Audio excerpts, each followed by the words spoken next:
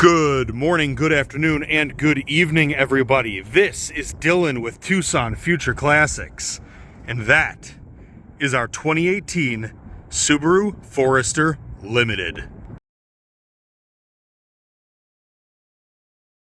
This one is a lifetime Tucson car, bought new here, lived most of its life in Vail through 2 owners and 140,000 miles before coming to us. It seems to have been pretty well taken care of before we got it, and really the only modification or aftermarket thing on this whole car is right here. These 17-inch Method alloy wheels and these slightly more aggressive Yokohama Geolander tires that are on it.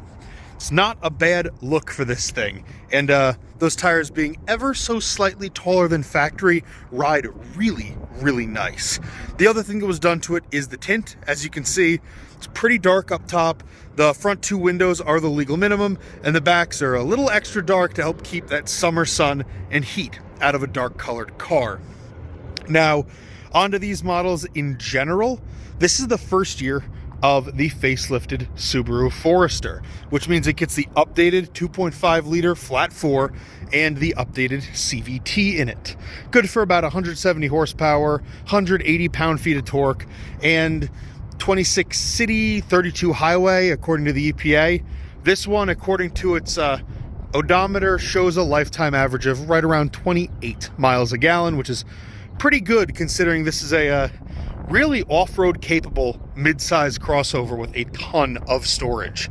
So actually, that's one other cool thing. Inside this, it has the ruggedization package in the back, where it has the Subaru rubberized panels, so when you drop the back seats, the whole thing is kind of toughened up. These can tow 1,500 pounds, so you can even pull like a little ultralight camper trailer. And those roof rails up there are good for 150 pounds of dynamic load, so when you're driving, but over 500 pounds static load, so those can in fact handle a rooftop tent if you are adventure inclined. Another nice thing about this, all the documentation we have says this is a limited trim, but from all the options inside, it looks like they ticked everything all the way up to the top trim touring package, because it has the EyeSight adaptive cruise, perforated leather, heated seats, Harman Kardon sound system, all the goodies, and I'll show you those when we get inside. But with that, let's go under the hood, in the car, and out for a rip. Up under the hood of the Forester, I'm going to leave it idling so you all can hear this thing running as we walk around it. Now, these Subaru engine bays are super well put together and really easy to understand, and very compact thanks to that unique flat 4 engine. You've got your air cleaner over here. Engine oil dipstick is here. Add your oil here. This is the oil filter up top, which is kind of cool. Coolant reservoir here, washer fluid reservoir there, fresh interstate battery here, and your brake fluid reservoir back there. If you are inclined to do periodic maintenance yourself or to work on vehicles yourself, Subaru tries to make everything really accessible and easy.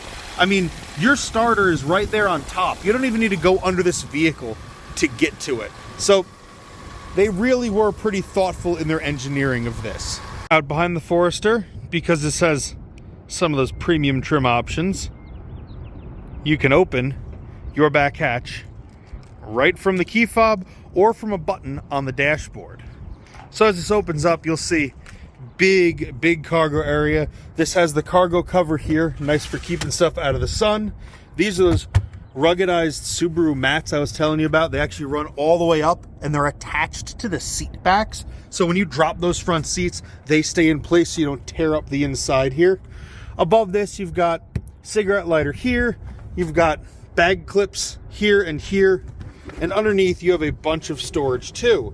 So you've got these molded foam storage areas here.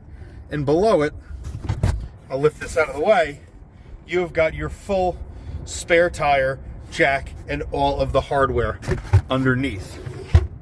Now for when you want to drop those rear seats, to remove this, you just pull in, it's spring loaded, comes right down, and then just pull and let gravity do the work for you. And you can see that's that ruggedized kit here to help keep everything else from getting torn up if you're putting bigger stuff, toys, bikes, dogs, appliances, whatever you want in the back of this thing. Coming into the back seat of the Forester here, you'll see Subarus, like their Forester was their bigger, boxier vehicle. So they really did a good job with space in here. All the seats in the back have child seat anchors, and there's a little pull cord here that lets you move the seat back forward or backward to recline it to make it more comfortable or to fit bigger stuff in the back while still having passengers. You have your obligatory center armrest and cup holder here. And give me 1 second, I'll spin the camera around. And now that we spun the camera around, you'll see I am 6'1", 270 pounds. And I have got a ton of room here. This is where I sit to shoot video and drive, so it's leaned a little bit further back than usual. And I've got just acres of legroom in this thing. Pretty comfy place to be, and even with this having the big panoramic sunroof, I have a ton of headroom back here. All right, driver's seat of the Subie. Let's run you through it. It's up and running. All the screens are coming to life. Good, good, good. So here's everything you're going to touch and interact with every day you drive this car. Power windows, power door locks, power mirrors are right here on the door. You've got SRH is a stability control. You can turn that on and off. Steering reactive headlights. So that turns on and off your tracking headlights where they will point into the direction you were turning following the steering wheel. A cool feature that I didn't even know this had until now. This is your blind spot monitors on and off. You can set the height at which the rear hatch opens automatically to with this. Down below, traction control off, and that button right there on the right is the one that actually actuates that rear hatch from inside the car. Hold that down for a couple seconds and it opens right up. Fuse box is down there, and we'll move on to the wheel, which in this, unlock it, it does tilt and telescope, which is kind of nice. You can really dial in your seating position here. Of note, the driver's seat is power up, down, forward, back with lumbar and recline. So you can really, if you're short, this seat goes way up. If you're tall, it can come down and back a ton. So Subaru did a pretty good job with the ergonomics in this thing. I mean, economics too. They were pretty well built and good value for your money, but that's a whole nother point. So as you can see, it's got just over 140,000 miles on it. It's telling me I need some washer fluid right now, but I'll deal with that when I get back to the yard. And this gauge cluster in the middle here is controlled by these little paddles here. So you can do just a little bit like time. You can change your menu settings in there. It'll pull up what the alerts are as you go, and just a few little things up top.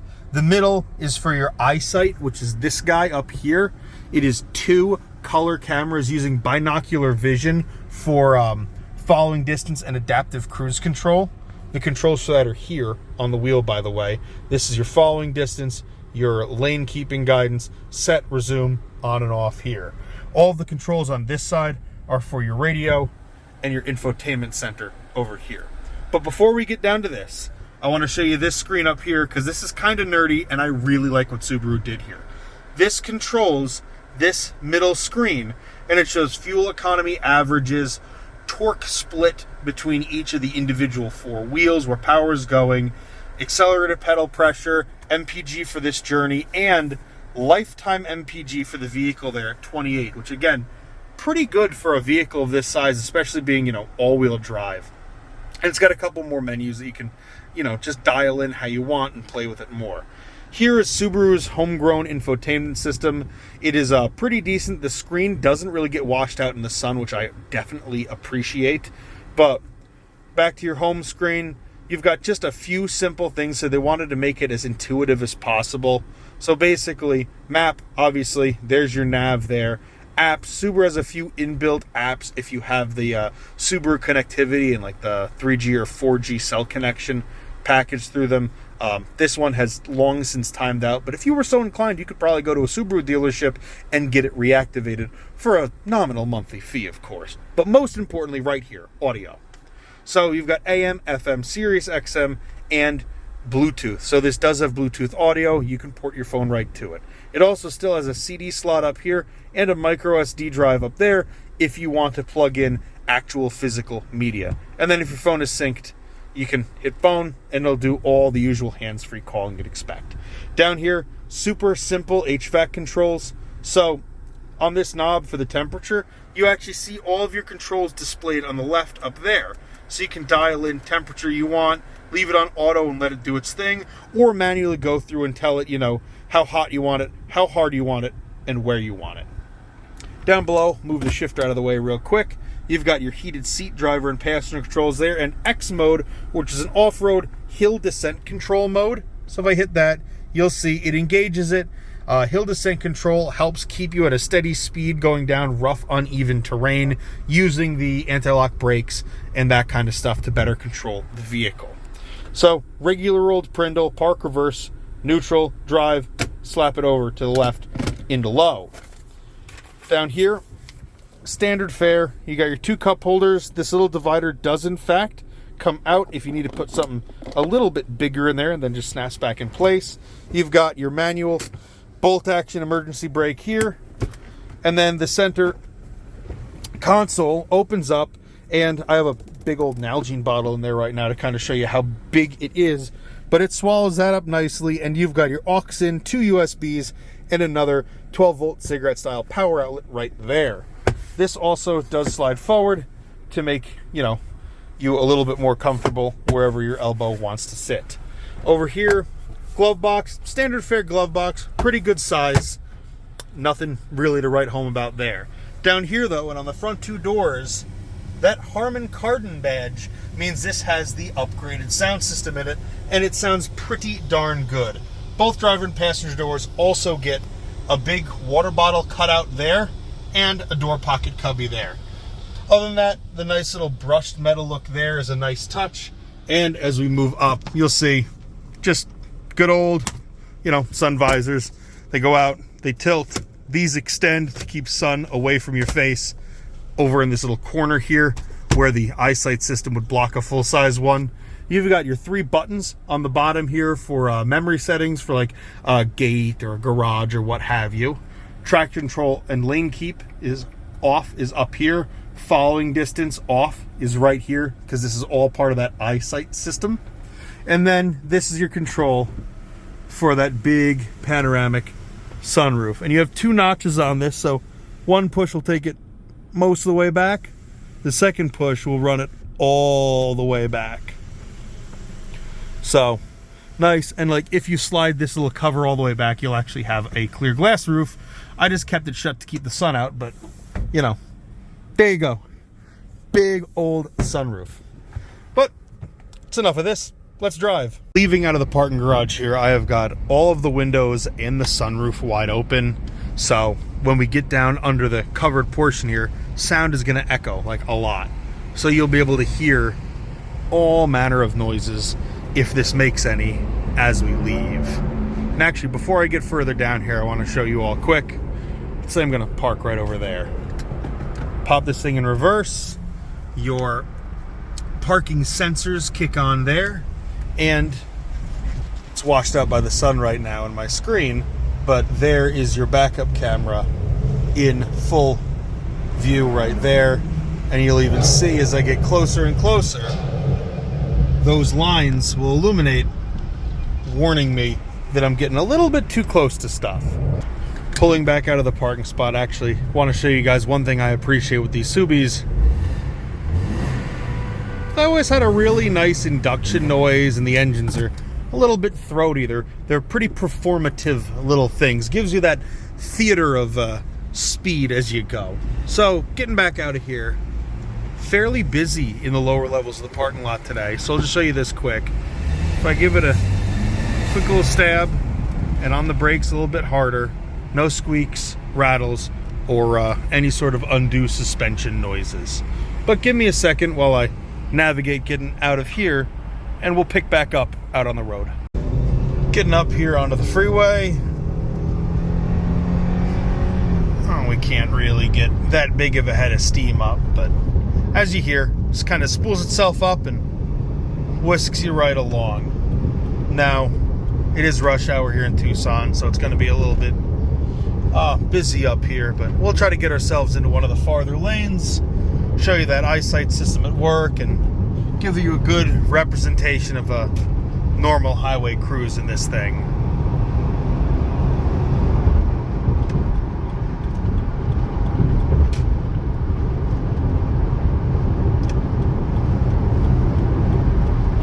But as you can hear, 65, 70 miles an hour. Pretty smooth, pretty quiet. Stab it again to make a little bit of a pass. Revs right up. And now, we'll kick on that eyesight system. So, this button engages it. Set the speed. I set it higher than our actual speed, so 80, which is going to follow this car in front of us and maintain our following distance to them. And you can kind of knee it. It gives you a little bit of lane keep assist too. But here you go. This is typical, like Southwest high-speed interstate highway speeds. 75, 78 miles an hour. Sits here, it sees the brakes in front of us, it slows us down to compensate, and even this middle screen, you can have this pull up, instant fuel economy, your average is shown in that big bar there, showing torque split to all four wheels. There's just lots of information that you can play with in this thing as you drive. This here is the eyesight screen, so this will even show you in real time where your cruise control is, the speed of the vehicle in front of you that it's matching, and that it has effectively target lock and is pacing them. Pretty cool system, and it makes for a pretty stress-free experience here on the highway. Just set it, let it lock onto the vehicle in front, and off you go. No rattles or bad metallic sounds, just kind of does what it needs to do, and because it's a Forester with the higher suspension and the slightly taller than OEM tires on it, it soaks up this stuff really, really quite well. And, in fact, I'm going to do something fun here. I'll pause. And just a little sample, if you do want to take your Subie out on the dirt. This is a gravel alley, so it's not really the best comparison, but here's some rougher terrain. Handles it great. Back at the yard, wrapping everything up on our 2018 Subaru Forester. If you're kind of looking for a do-it-all little mule, these are great. Pretty good fuel efficiency, quite comfortable, good sound system, and that all-wheel drive system and the ground clearance gives them some pretty good off-road chops if you want to take your friends and all your stuff to some off-the-beaten-path places. To make an appointment to check this one out, all of our contact information will be linked in the description below, and our phone number will be on screen in just a second to make it even easier for you. As always, I've been Dylan. We'll see you soon.